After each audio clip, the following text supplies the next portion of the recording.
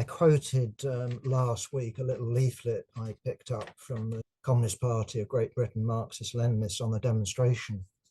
They were making the claim, I wish it was true, that the reason why there'd been a ceasefire was because the Israelis had suffered such a hammering, and because of the great skill, which I'm sure they've got, that Hamas's great skill in guerrilla fighting, and the United States was so appalled by the sort of level of suffering imposed on Israel that they gave the go-ahead, the order indeed, for Israel to pull out and agree to some ceasefire. My own reading at the time was sadly very, very different. We saw the efforts by Joe Biden to sort of twist the arm of Netanyahu into some ceasefire. That didn't work.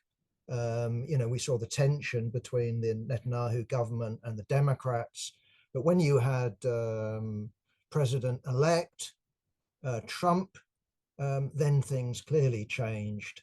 But in my view, at least, it wasn't because Israel had suffered so badly that the ceasefire was agreed. Indeed, if you'd read, and I can't say I read avidly, but I read enough of the Israeli press, over the last 2 months of the ceasefire, to be convinced that it wasn't a question of will the ceasefire come to an end. It was obvious that it was going to come to an end.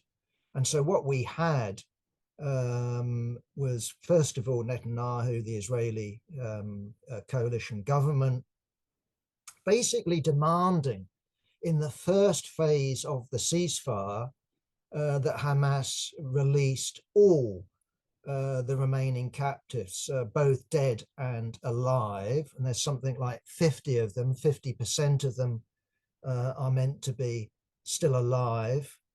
And this was meant to be something that came in the second phase of the ceasefire, which would go hand in hand with an Israeli withdrawal of all their troops from Gaza. So it was the Israelis that broke the ceasefire. There's no doubt about that. Israel kept troops along the border with Egypt, and it put in the extra demands under phase one for all captives to be released. So Hamas didn't agree to that, and what we saw unleashed is hell. And I don't know what the figures are now. I know last night, and it will be a constantly changing figure, that it was something like 500 dead in Gaza. I don't know how many injured, but clearly it will run up into the thousands. We could mention Lebanon. I'm not going to go there today, but the attack on Lebanon. So why has Israel done it? It's clearly not because they suffered so much, and now they feel strong. My reading of it really goes back to that horrendous press conference in the Oval Office with Trump standing alongside Netanyahu announcing his Riviera plan. Now, I know some took that as a joke. I never did. Of course, we're not talking about the United States. Jared, his son-in-law coming in to look at these marvelous properties, and that was never on the cards. What was the significance of that is Trump basically giving the go-ahead, legitimizing ethnic cleansing. That was its significance, and that's why, instead of standing there, mortified, as Trump announced oh, we're taking over Gaza as an extra colony in the Mediterranean. No, it was quite the opposite. Netanyahu was delighted because there was never an American plan to establish a colony in the Mediterranean. What it was about is giving the green light to Israel to get rid of the people of Gaza. That was its significance. That's why it was welcomed across the board in Israel by Zionist opinion, crucially by right-wing Zionist opinion. And so in that sense, Netanyahu and the coalition government was just waiting for their excuse, waiting their time before they unleashed all hell on the population of Gaza once again. The prelude was clear. You saw the cutting off of food supplies, you saw the cutting off of medicine, and the last straw, in terms of preparing, I think, for something worse to come was the cutting off of electricity. Because, of course, what that meant wasn't that people sat there in the dark. It's water. In order to get water, you need electricity. In other words, desalination plants were cut off. And I don't know how people feed themselves. I don't know how they get enough to drink to keep themselves alive. But yes, we saw all hell unleashed. And not only has Israel unleashed a bombing campaign from the air, it's gone in on the land. And the Israeli defense minister is saying, unless Hamas gives up these 50 plus bodies, plus alive and dead, then indeed Israel will start annexing parts of Gaza. Again, an excuse. And we know it's an excuse, not least by the reaction of former captives, relatives of captives, and supporters of captives in Israel. Are they celebrating this attack? You must be joking. No, they've taken to the streets, they've gone to Hostage Square in Tel Aviv, protesting against the government's action, because we all know that the war aims of this coalition government had nothing to do with the release of these captives, 200 or whatever the particular figure was, or for that matter, eliminating Hamas. Netanyahu's generals would have told him from the very beginning that that's impossible. So we need to look for what's real in the war aims of the Israeli cabinet. And so it wasn't anything to do with hostages. It had nothing to do with defeating Hamas militarily. No, this was about colonization of Gaza. And to make that a viable proposition, you have to get rid of the Gazan people, all 2 million plus of them. Now, it's interesting. I sent to Comrade Yasmin last night some piece of journalistic commentary produced in the oil industry, because the oil industry obviously is looking at what's going on in the Middle East in general and is going, well, this is obviously going to send, the price of oil up. And what it was saying is that it wasn't a question of, this is a quote, that the final showdown with Iran is not if, but it's when.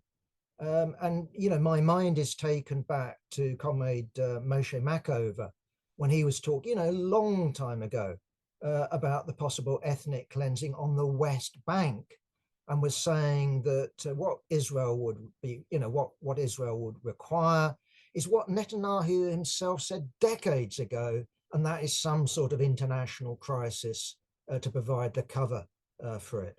And so we need to be thinking in terms of this latest onslaught on Gaza, not just what's going on in Israel itself, not just what's going on in Gaza or the West Bank, but what's going on in the Middle East in general. We need to be putting what's going on here also in the context of America attacking the Houthis in Yemen and saying we are attacking Iran.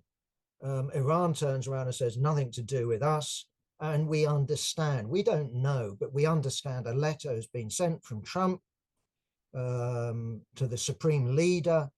And that's basically stop arming, stop financing these militias, or else we will finish you. So I don't know, but it wouldn't surprise me. I might be totally wrong. I'm not saying it's set in stone. I'm not saying it's decided. But it wouldn't surprise me under these circumstances that America stroke Israel, who knows who goes first, unleashed an attack on Iran. Now, whether that then produces Iranian missiles fired off in the direction of Israel and the United States intervenes and says we're not going to allow, who knows, what plan there is. But this would provide perfect cover precisely to open up the border between Gaza and Egypt and push people over the border. Also, it would provide the perfect conditions for pushing people over the other side of the Jordan River. I don't know, but that's what I fear at the present time. Now, in case comrades, think that I'm just being one-sided, I'm not. I don't think Israel is all powerful. I don't think it can do just anything that it wants. I think against the Palestinians in Gaza, I think that in terms of the Palestinians in the West Bank, it can do a great deal. It can,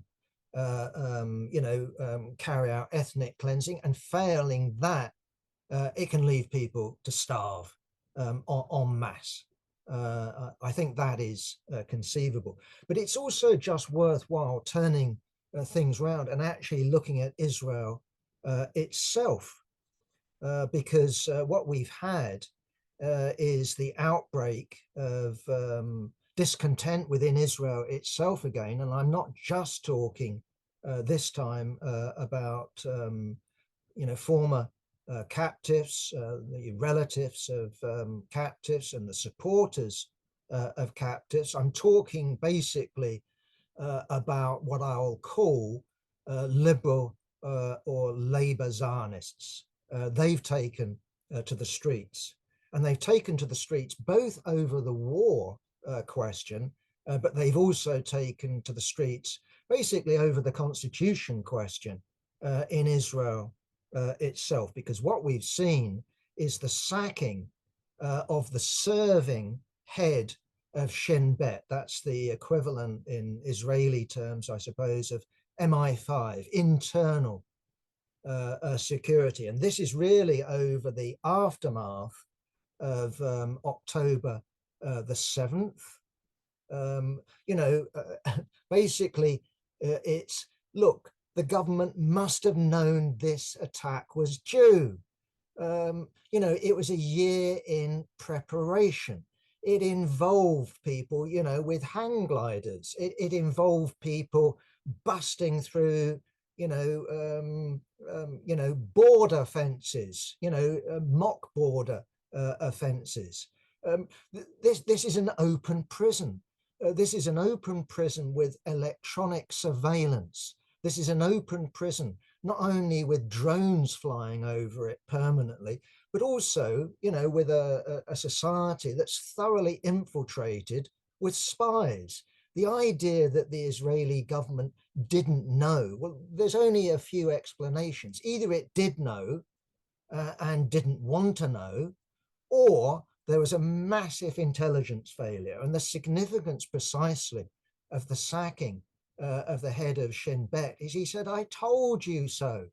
He was being told, remember, by these female border guards, This is the story in the Israeli press. We reported, we kept reporting, nothing happened. Well, that's exactly what the head of Shin Bet has been saying. I reported to Netanyahu. I reported to the government. It led me, at least, I don't know about other comrades at the time, saying, surely Netanyahu knew. Surely he was complicit in this. I mean, I don't know what the truth is, but it really doesn't surprise me that someone told the government and the government didn't want to know. I mean, I put it no stronger. So this is the dispute at the moment. The government, in the face of this criticism from Barr, that's his name, has sacked him. And what we've had is the Israeli judiciary coming in and saying you can't do that. And we've then had the resurfacing of this dispute between the government, the majority in the Knesset, and the judiciary, with what I would call liberal or Labour Zionism backing the judiciary under these circumstances. Now, there are a lot of comrades on the left who look at these protests that were happening before October the 7th and looking at the outbreak of the new round of protests with hope.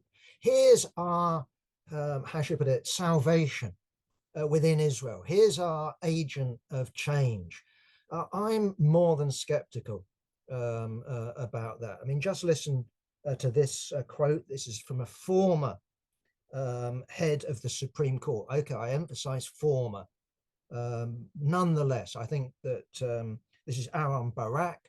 I think nonetheless he's speaking on behalf of the Supreme Court. I think he's speaking on behalf of the judiciary. I think he's speaking on behalf of liberal Zionism. And what he says, we have to prevent the tyranny of the majority.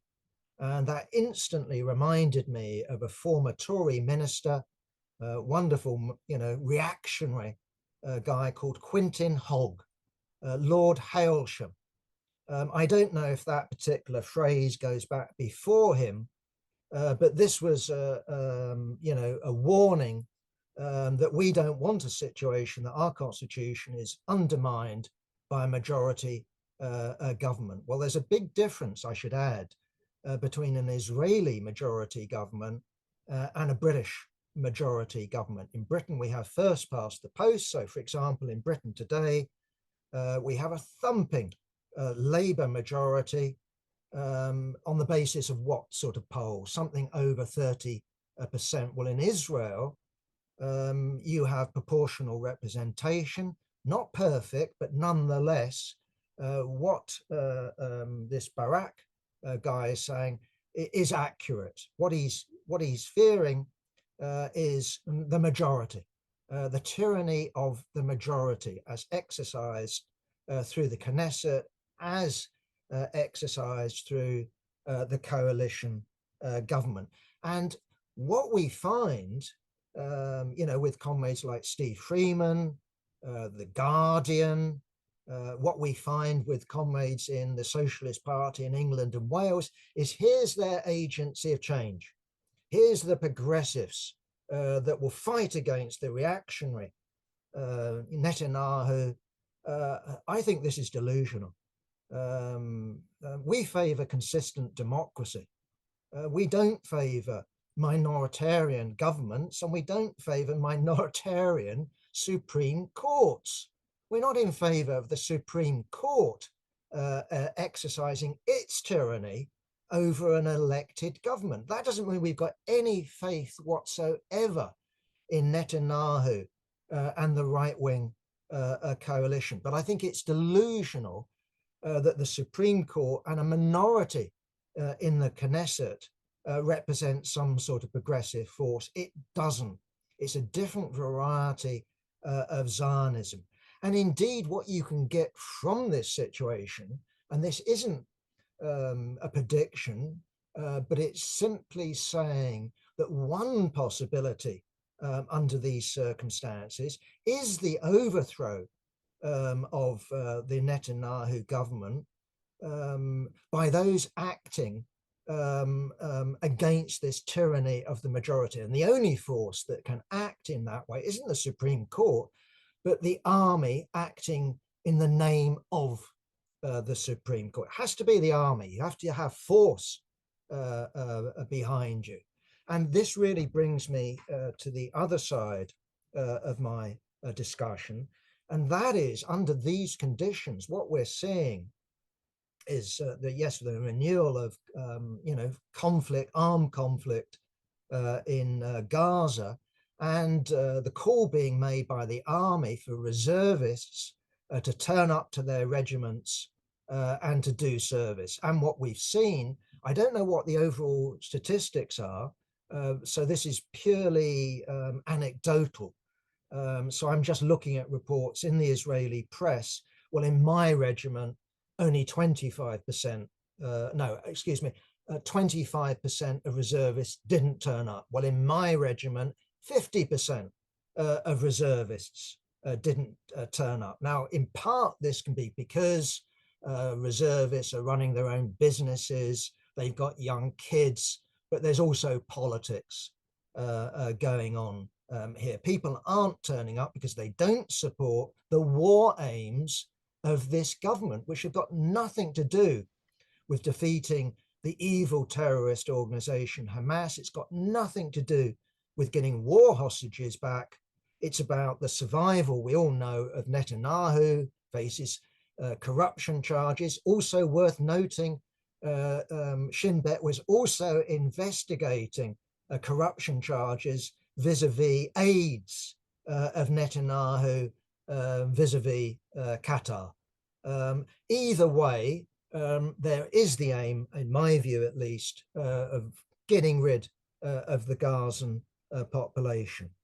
So what we have is a potential, and this has been speculated, I'd be interested to hear from someone like Moshe Machover on this, because he studies the Israeli press. I don't.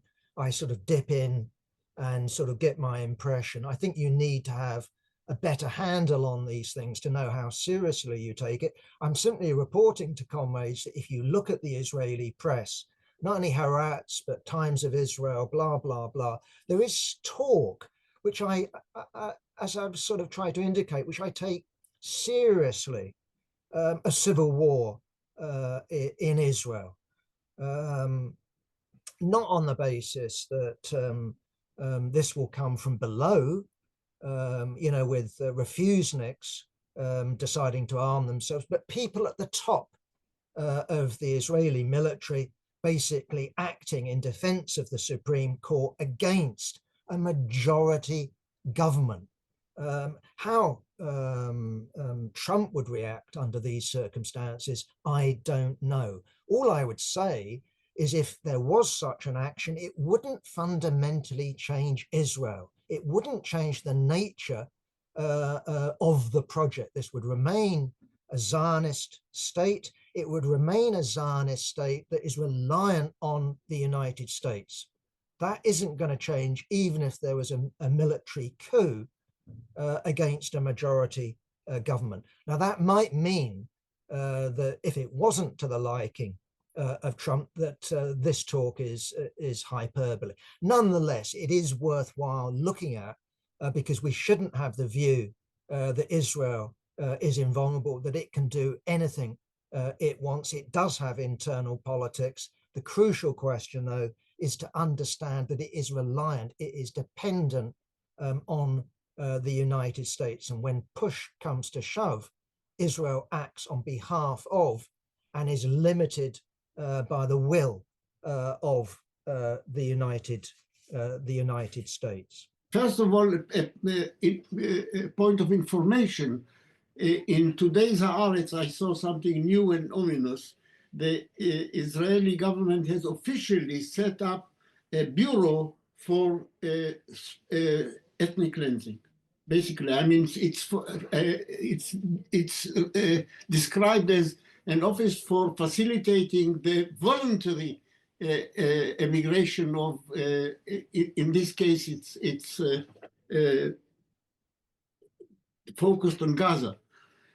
But also on the West Bank, what Israel is doing on the West Bank can only have one interpretation, and that is preparation for ethnic cleansing there, because you don't make tens of thousands of people homeless and leave them just this. This must be a preparation for ethnically cleansing them. Plus, despite the absolutely false description of these operations by the Israeli government as directed against terrorism, they are actually very indiscriminate in which neighborhoods, essentially former refugee camps, they are tackling. Not only those that have been focus of resistance, but absolutely quiescent refugee camps and neighborhoods that have been targeted. So this can only mean one thing. What are they going to do with tens of thousands of people who are being made homeless? What is the purpose of doing this? So this is quite ominous. Going on to the constitutional problem, I think there is a point there which shouldn't be glossed over. It is, first of all, I think incorrect to think that the Israeli military and political authorities knew or suspected that the 7th of October was going to happen. They didn't, and this has to be understood. There is no limit to what people who have a false conception, a false theory of what is going to happen, what evidence they can say, they can ignore, simply not see. What you see is not what is there. What you see is what you think is there.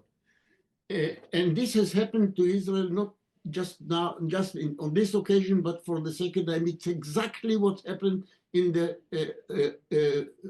war of 1973. Israel was taken by surprise despite clear evidence, and actually they were given information. They had excellent intelligence contacts. Nevertheless, they didn't believe it because their conception was different. And Stalin didn't believe that the Soviet Union was going to be attacked. Did he cheat? Did he really know about it and just say that he didn't know about it? He did not believe the evidence. And this is quite clear. I think it borders on conspiracy theory, or not bordered. It is a conspiracy theory to think that the Israeli authorities knew what was going to happen, and for some reason they pretended not to know. They ignored the evidence because it conflicted with their conception. The reason why Netanyahu is concerned, is planning, or has taken steps to dismiss his chief of internal intelligence, I mean the Bar, the head of the Shin Bet, is simply because he is now has started taking steps to investigate people and affairs which are too close to Netanyahu himself. It is a matter of conflict of interest.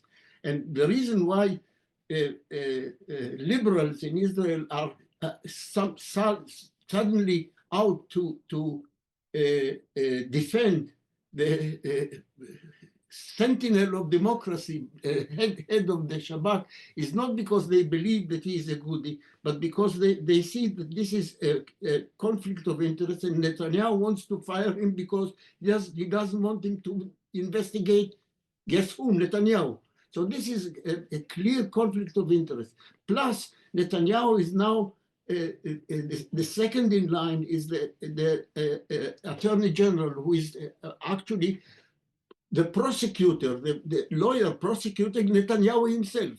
So Netanyahu, who is the accused in a trial, is now going to fire the lawyer who is prosecuting him. This is so outrageous that even people who actually are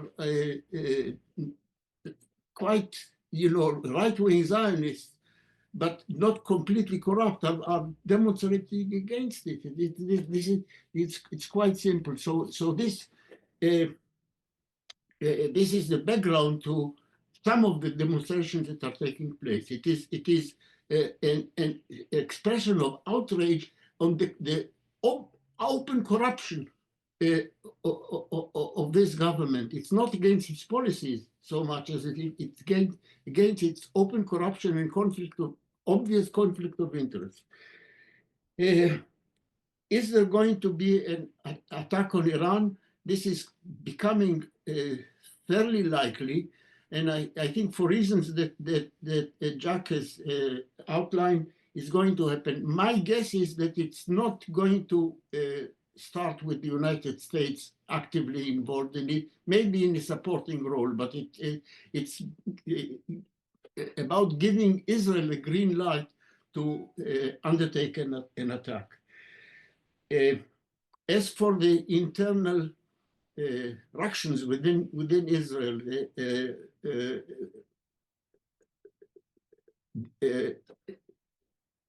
soldiers refusing to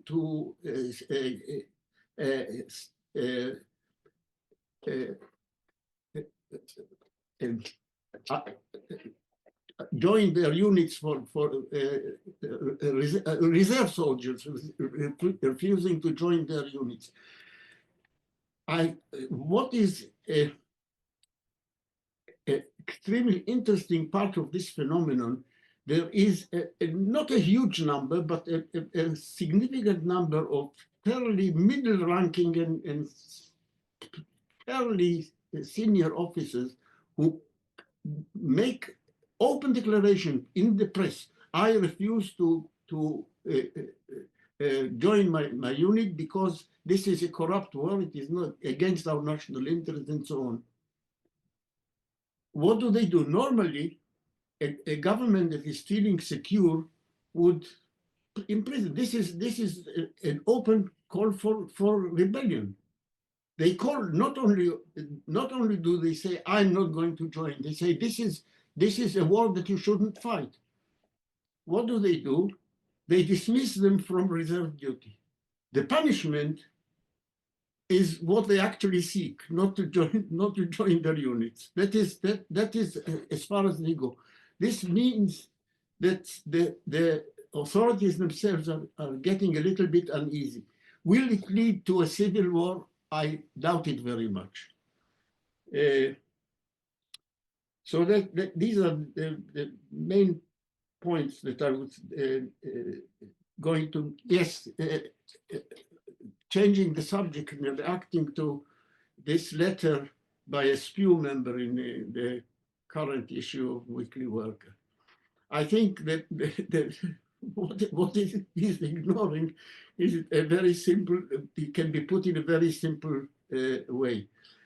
I think the position of CPGB, which is also my position, which goes back quite a long way to the Palestinian, in essential to the Palestinian communist Jabra Nicola, is that we agree on the end result. That is to say, a socialist Israel Palestine in some configuration embedded in a socialist region. The vast difference is how you get there. According to this completely impossible route that is recommended by the SPUC comrade, is first of all you get a socialist Israel-Palestine, and then you get a socialist region, which is completely, I mean, for people who come from the Trotskyist tradition, recommending socialism in one tiny country, it's an absurdity. I think that the route is opposite. You get a move towards a socialist region, which opens the way for changes in Israel-Palestine. So the end product may be the same, but the route is completely the opposite. That's all I had to comment.